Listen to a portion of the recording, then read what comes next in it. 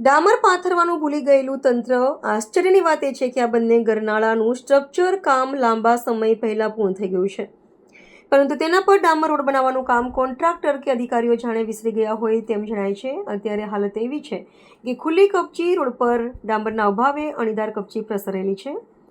પંચરની સમસ્યા। તીક્ષ્ણ કપચીને કારણે વાંચકોના વાહનો વારંવાર પંચર થઈ રહ્યા છે। અકસ્માતનો ભય। ઉડતી ધૂળ અને સ્લીપ થતી કપચીને કારણે ટુ વ્હીલર ચાલકો અવારનવાર પટકાય છે।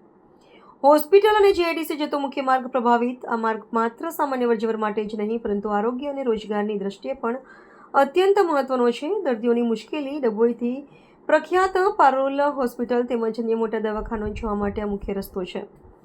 એમ્બ્યુલન્સમાં જતા ગંભીર દર્દીઓ માટે ઉબડખાબડ રસ્તો પીડાદાયક સાબિત થઈ રહ્યો છે। રોજગારી પર અસર। નજીકની જીઆઈડીસીમાં કામ કરતા હજારો શ્રમિકો અને કર્મચારીઓ માટે આ માર્ગ આશીર્વાદરૂપ હોવો જોઈતો હતો, જે અત્યારે શાપ સમાન બની ગયો છે।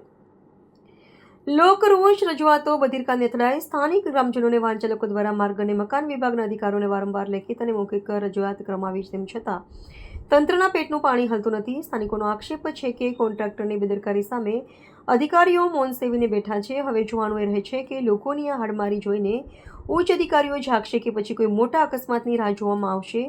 શું જનતાની રજૂઆત સાંભળીને તુરંત ડામર કામ પૂર્ણ કરાશે કે પછી તંત્રની આ લાલિયાવાડી યથાવત રહેશે?